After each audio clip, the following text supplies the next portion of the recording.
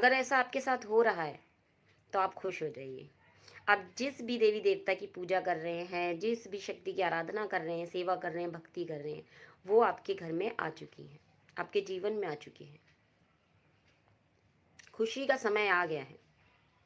किस प्रकार से जानेंगे हम कि हमारे घर में शक्ति का वास हुआ है या नहीं हुआ है? हमारे आराध्य, हमारे इष्ट, उन तक हमारी प्रार्थना पहुंच रही है या नहीं पहुंच रही है? जब भी हम किसी शक्ति की आराधना करते हैं, किसी देवी देवता की आराधना करते हैं, यदि आपके भाव सच्चे हैं तो शक्ति जरूर आएगी, आपके घर में उनका वास जरूर होगा।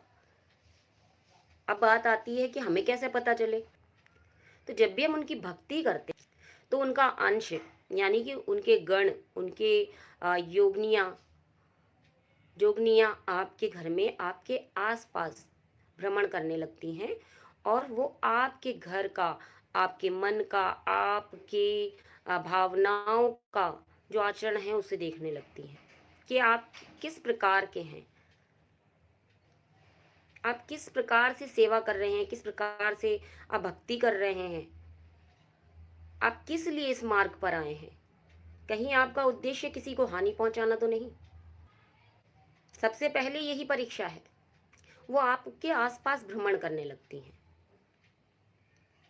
धीरे धीरे आपको ऐसा लगने लगता है, ऐसा एहसास होने लगता है कि हमारे आसपास कुछ है, कोई है। एहसास होता है। कभी ऐसा लगता है कि अभी एक काली सी परछाई निकली और गई। कभी ऐसा लगता है कि हमारे पीछे कोई खड़ा था। कभी तो ऐसा भी हो जाता है कि हमने कोई सामान कहीं पर रखा और जब हम देख रहे हैं तो वो नहीं मिल रहा है, लेकिन कुछ सेकंडों बाद, कुछ मिनटों के बाद वो सामान हमें वहीं पर दिखाई पड़ता है। तो ये सारी चीजें शक्तियों की होती हैं जो हमारे घर में, हमारे आसपास रहकर हमें एहसास दिलाती हैं।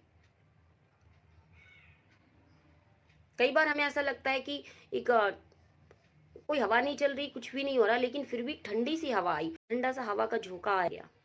मन जो है बहुत आनंदमय हो जाता है उस समय। कभी ऐसा लगता है कि अभी अभी किसी ने मुझे छुआ था। और ये सारी चीजें सिर्फ पूजा पाठ के समय नहीं होती, ये किसी भी समय होती हैं आपके साथ, किसी भी समय। इसका कोई समय निर्धारित नहीं है। कई बार तो ऐसा भी होता है कि आपके साथ साथ आपके घर के परिवार में जो भी मेंबर्स हैं, उन्हें भी शक्तियाँ इस बात का एहसास दिलाती हैं कि घर में कोई है।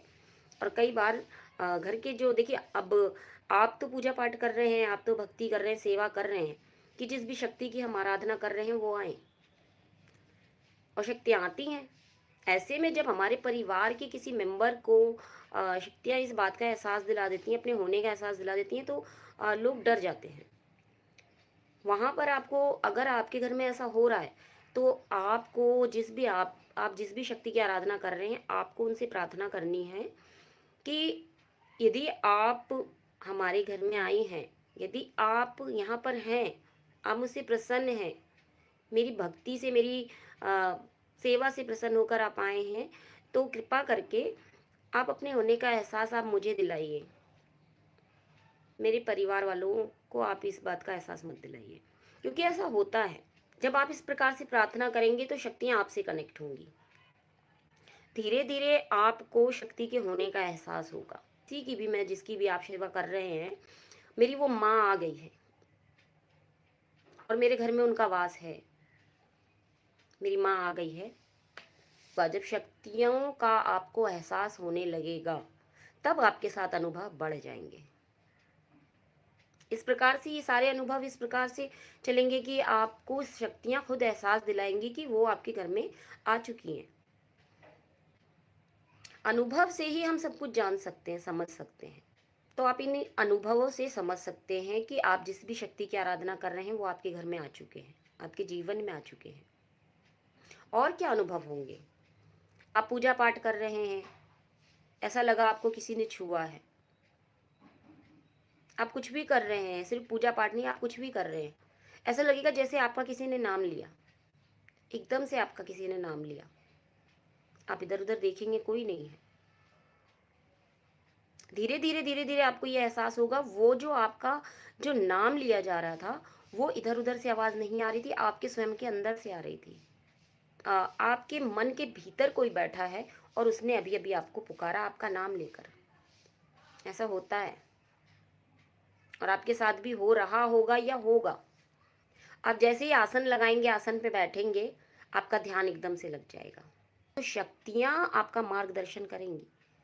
आपको बहुत सारे ध्यान में उस समय आपको बहुत सारे अनुभव होंगे। आपको बहुत सारी चीज़ें नज़र आई होंगी। कई बार माँ भगवती के आपको आभूषण नज़र आ सकते हैं। कई बार माँ भगवती के आपको त्रिशूल दिखाई पड़ सकता है, खड़ग दिखाई पड़ सकता है, आपको खप्पर नज़र आ सकता है, आपको ऊँचे-ऊँचे पहाड़ नज़र आ सकते हैं, नीम का पेड़, पीपल का पेड़, आपको मंदिर दिख सकता है। मतलब बहुत सारी चीज़ें और कई बार डरावने भी होते हैं। किसी भी चीज़ को पाना आसान नहीं है। मैंने कहा कि जब किसी की आप आराधना करते हैं, भक्ति करते हैं, तो उनका अंश यानी कि उनके गण, उनके योगनियाँ ये आपके घर में भ्रमण करने लगती हैं। तो वो पूरी कोशिश करती हैं कि आप वहाँ तक ना पहुँचे जहाँ तक जिसके लिए आप बैठे हैं। तो कई बार वो आपको डराने की भी कोशिश करती हैं। अ, आपके आत्मबल का परीक्षण कर रही हैं वो। इम्तिहान कह लीजिए जिसे, परीक्षा कह लीजिए जिसे, कि आप जिस शक्ति की आराधना के लिए बैठे हैं, जिसकी भक्ति के लिए बैठे हैं, जिसका नाम लेकर बैठे हैं, आपको कितना विश्वास है उन पर? क्या आप डर के उठ जाते हैं? या आपको उस शक्ति पर इतना विश्वास है कि नहीं, मैं तो अपनी माँ के नाम के लिए बैठा हूँ, मुझे कुछ नहीं होगा। जो दिख रहा है, जो दिख रही है, सब मेरी माँ है। ये माँ है जो मुझे भ्रमित कर रही है। तो माँ, मैं भ्रमित नहीं होऊँगा। जब मुझे पता है कि मेरी माँ है तो मुझे डरने की ज़रूरत नहीं है। तो ये आपकी परीक्षा होती है। तो ये अनुभव होंगे आपको। वो आपका मार्गदर्शन करेंगी। कई बार आपके साथ ऐसा भी होगा, आपको कोई कार्य करना है, आपको कहीं जाना है, पर आपके मन के अंदर से आपको एक आवाज़ आ रही है कि नहीं, अभी इस काम को नहीं करना है। अगर अभी मैंने इस काम को किया तो ये नहीं होगा। अभी मुझे वहाँ नहीं जाना है, ठीक नहीं है। आपको लग रहा है कि आपको कोई रोक रहा है, आपका मन अंदर से आपको ये बोल रहा है, लेकिन आपको समझ में नहीं आ रहा। आपको जाना है, करना है तो करना है, नहीं भाई वो काम है तो करना तो है ही है। लेकिन कुछ समय के बाद आपको ये एहसास हुआ कि अरे, मेरा तो मन पहले से ही बोल रहा था। तो वो आपका मन जो बोल रहा होता है, शक्ति का एक अंश जो है, जो माँ भगवती ने आपको प्रदान किया है, वो अंश जो आपके शरीर में एक ऊर्जा के प्रकार से बैठा हुआ है, वो आपका मार्गदर्शन कर रहा है कि अभी इस काम को करने का फ़ायदा नहीं है, ये नहीं होगा, आप मत करो। आप इस जगह पर अभी मत जाओ, ये ठीक नहीं है, रास्ते में कोई ना कोई दुर्घटना हो जाएगी, आपके लिए कोई हानि होगी। लेकिन हम मनुष्य हैं, संसार में रह रहे हैं, तो हमारा जो ये दिमाग है, जो ये हमारे साथ खेलता है, तो हमारा दिमाग हमें कहीं और ही ले जाता है।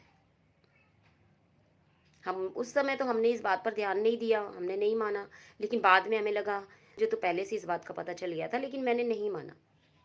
कई बार हमारे सामने कोई व्यक्ति, कोई इंसान आस-पास का हो या दूर का हो, वो हमारे सामने आता है और हमें एकदम से लगता है, एकदम से आपको लगेगा कि अरे, इसके साथ तो कोई प्रॉब्लम चल रही है। आपके माइंड में ये चीज़ें एकदम से आपको माइंड में ऐसा लगेगा, आपकी सोच ऐसी हो जाएगी कि इसके साथ कोई प्रॉब्लम है, या फिर अरे, इसके साथ तो कोई शक्ति चल रही है, इसके साथ तो मुझे माँ दिखाई पड़ रही है, मुझे बाबा हनुमान जी दिखाई पड़ रहे हैं, बहुत अच्छी फीलिंग हो रही है।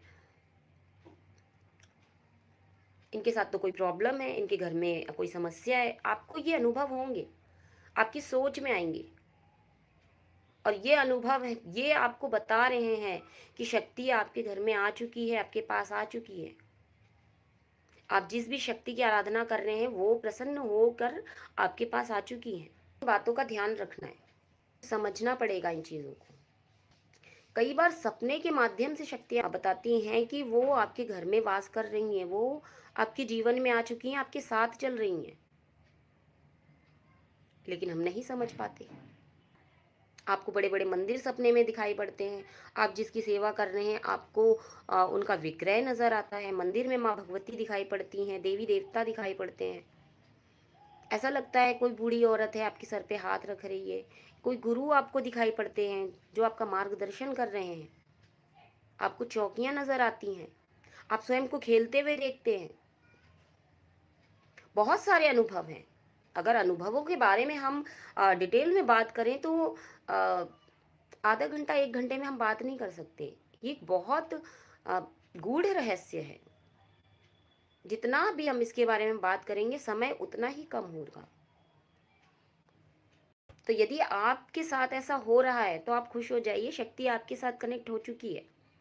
आपके घर में उनका वास हो चुका है, वो आपके घर में आ चुकी हैं।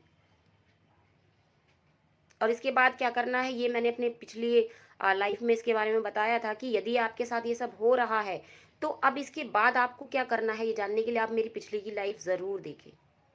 इससे पहले की लाइफ में मैंने इसके बारे में बात किया है कि यदि शक्ति आपके साथ कनेक्ट हो चुकी है, आपके घर में उनका वास हो चुका है, वो आ चुकी हैं, तो इसके बाद अगले पड़ाव में आपको क्या करना है इसके बारे में पिछली लाइफ में मैं बता चुकी हूँ। उस वीडियो को आप ज़रूर देखें, उस लाइव को आप ज़रूर देखें। आगे फिर बात करेंगे और ढेर सारी जानकारियाँ मैं आपके लिए लेकर आऊँगी। और आगे फिर हम और अनुभवों की बात करेंगे, या फिर आपको किस बारे में जानकारी चाहिए आप मुझे कमेंट कर सकते हैं। किस टॉपिक पे बात करना पसंद है आप मुझे कमेंट कर सकते हैं, मैं उस टॉपिक को ज़रूर लेकर आऊँगी। तो आपके जो भी क्वेश्चंस हैं आप मुझे कमेंट बॉक्स में कमेंट कर सकते हैं। फिर मिलूंगी आपसे किसी नए टॉपिक के साथ। टॉपिक आप मुझे कमेंट में लिख के भेज सकते हैं। जय माता दी।